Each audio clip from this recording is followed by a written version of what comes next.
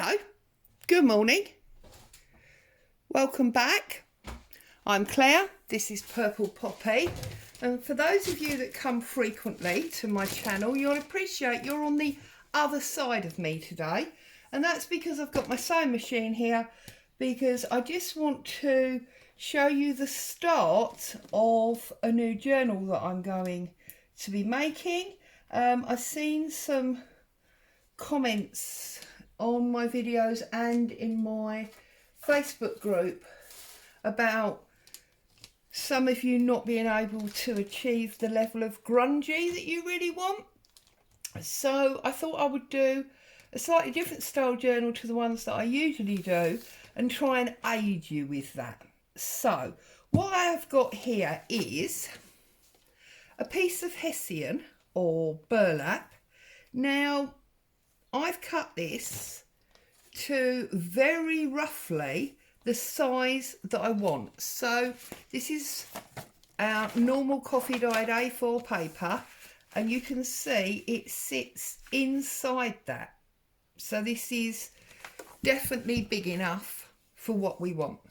And this is going to be the outside cover of this journal that I'm going to make. So I'm going to open it up, and then I've got this cotton type fabric, which I have deliberately cut very roughly around the edges. You can see it's not straight, and we've got some fraying going on at the top just to help with that grungy look. I haven't overly frayed the bottom yet, but we can do that. And this is almost the same size as the piece of hessian that I've got. Okay, obviously we can grunge this up more and more depending on what we want. Now I've deliberately done this piece slightly bigger than the hessian, as you can see, because I almost want the inside coming out, if that makes sense. Okay, so I've got that, and that will form my cover. But we need to think about our spine, and the way I'm going to do it differently this time, I saw this idea originally on Artimaze. So if any of you follow the wonderful Andrea, you can go over there and check out how she did it. But I have got these strips of my coffee dyed cotton, and they are very roughly, I think, about 2.5 inches wide. Let's see. Oh, just under 3. Okay. And I have cut 1, 2, 3. Moving it over a little bit more. I don't think that's quite central. I think that's a boo here. 3, 4, 5, and you can see these are not exactly the same size, so let's all add into the grunge. 5, 6, 7. Okay, got 7 pieces of this fabric, and what I'm going to do is I'm going to use my machine and I'm going to stitch straight down the middle, well, as straight as I can, to join the 7 spine leaves, the inner cover and the outer cover all together. So obviously this is going to get noisy, so if that's going to bother you, this is the opportunity now to turn your volume down. Okay, so I'm just going to pop it under. I'm going to find what I believe is the centre there, and I'm going to clip down my foot. I'm using a straight stitch, and quite a large straight stitch, and I'm just going to work my way through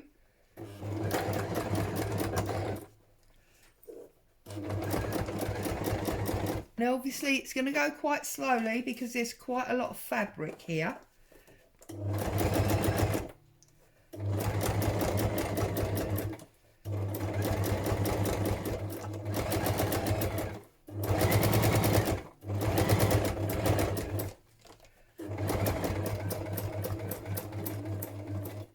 And now that I'm at the end, I'm going to back stitch a bit.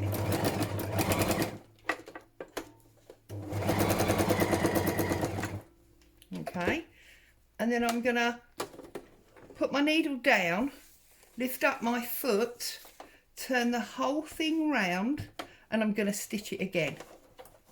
I want to make sure this spine is really strong.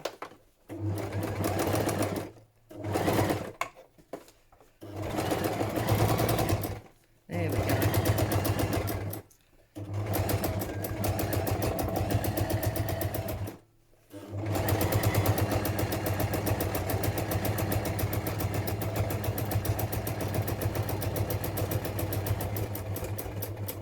And again, I'm going to overstitch to make sure it's really solid on the end. Like so. Pull that out and snip it off. Turn my machine off and get that out of the way. So now what we've got is all of these spine leaves ready for our pages, and we have got our inner cover and our outer cover. Now I will obviously stitch this front hessian to this back cotton. I wasn't going to do it yet. I was going to wait and see if I wanted to put any individual decorations, because if, for example, I wanted to sew this picture on here, I don't want the stitching of that picture to come all the way through. I only want it on this page, hidden at the back, that's then sealed in. I'm sure that makes sense to you. So I'm not going to sew the two pieces together yet. I'm going to carry on and I'm going to start to build up what I want it all to look like. Okay. And then I'm also going to think about my pages. So for this, I don't necessarily want to be using coffee dyed papers. I can, there's no reason not to. In fact, let's do two just to show you how this is going to work. So I'm just going to tear down my fold line like so, and obviously bring my machine back and turn my machine back on. Sorry, I'm just reaching for some brown packing paper. Okay, so what I'm going to do here is I'm going to choose a spine, a fabric spine strip, doesn't really matter which one, and I'm just going to fold it out from the rest of the others. Can you see? I've just got the single one. So then what I'm going to, oh, I seem to have lost my thread. Why have I lost my thread? What's going on here? I cut them a bit too short. There we go. So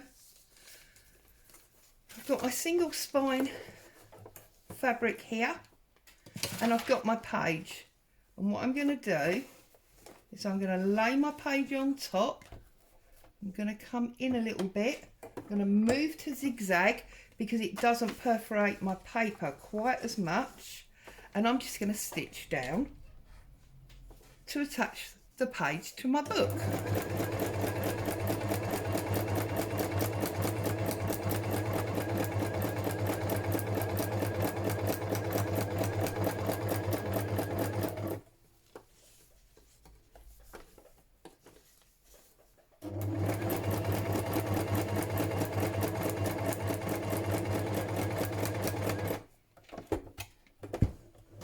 Like so.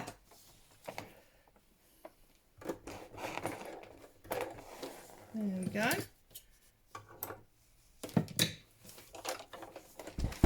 So you can see now that we've got our first page in our book. It's not going anywhere, it's been stitched to that fabric. And obviously you've got one side, two sides, 2 pages, okay? But because this is grungy, I mainly want to use things like this packaging paper, and I don't necessarily want square pages, so I want it really sort of rough and torn, because obviously we are going for grungy. So I'll put it off like that. Get rid of this straight edge at the top. Obviously, if neat and orderly is your thing, then this is not the journal for you. Okay, pull that down like that, and then just get our length right. I think that's about right. Yep, that looks good. So now I'm just going to choose another fabric spine piece, separate it from the rest, get it into my machine. I'm going to lay my paper over the top, and I'm going to stitch down again using the zigzag stitch.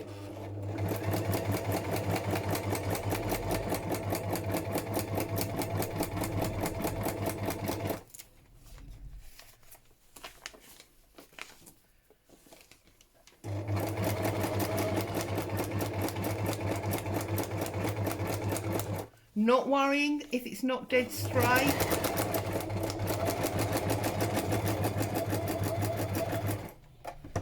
Because again, this is a, whoops. There we go. Pull out my threads. So,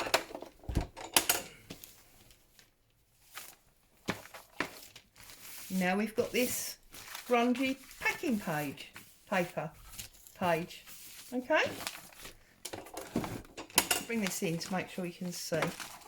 So we've got the bases of our journal now.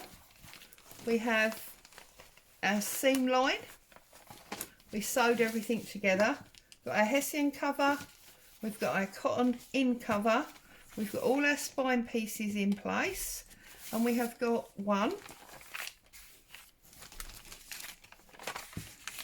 2 pages in there. And I'm going to work through, and every page will be exactly the same. It will be different types of paper stitched to these spine areas, and then I will go along and I will decorate up the pages. If I've got a page that is going to be decorated with lots of water, so I want to do painting on it or things like that, I will work on the page, and then after, let's see if I've got something up here that I can show you. So I'll work on the page first, and then when the page is finished and dry, then I'll sew it in. Because the only trouble with doing it this way is obviously if you're going to add water to the paper, it softens and it buckles and it won't sit well if it's already been sewn in. So I would obviously sew that in now, because that's had all the wetness on it that it's going to get. Okay, so there you go, little impromptu video of a totally different way of making these types of journals. And also, of course, this is great for anybody that doesn't like doing the pamphlet stitch.